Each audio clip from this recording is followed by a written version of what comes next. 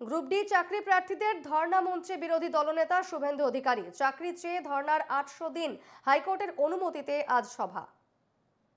মন্ত্রী ছিলেন, তিনি এখন মুখ্যমন্ত্রীর অর্থনৈতিক উপদেষ্টা। যেমন অর্থনৈতিক উপদেষ্টা আরো অনেক উপদেষ্টা আছেন, এরা সব ৩ লাখ টাকা করে বেতন পায়। এরা ক্যাবিনেট মন্ত্রীর সমান মর্যাদায় গাড়ি, সিকিউরিটি, বাংলো, পিএ, আরদালি সবকিছু পায়।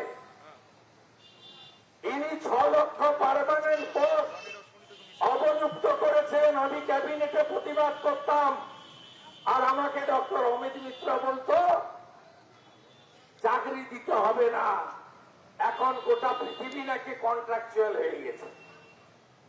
কন্ট্রাকচুয়াল হয়ে গেছে, তাই পার্মানেন্ট চাকরি দেওয়া যাবে না।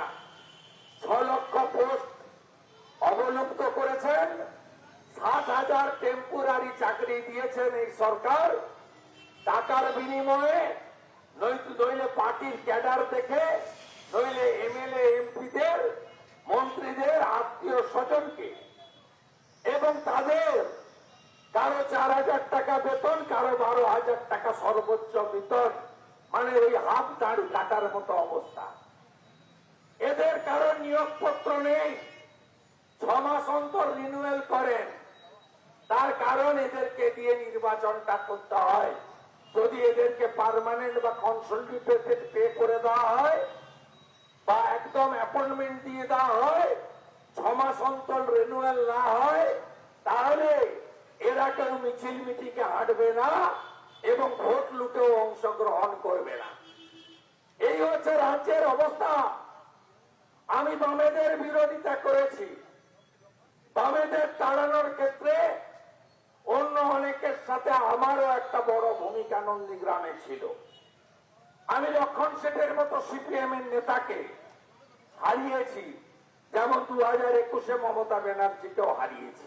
আমাকে হারাতে গেছিলেন, উনি হেরে বাড়ি চলে এসেছেন। Back to the pavilion. আর আপনাদের জন্য নয়, প্রচুর মানুষ চারিদিকে দাঁড়িয়ে গেছেন। প্রশাসনের লোকেরাও আমার কথা শুনছেন, কারণ এদের দেহ আছে মমতার সঙ্গে, হৃদয়টা আছে আমাদের সঙ্গে। এরাও পরিত্রাণ চান।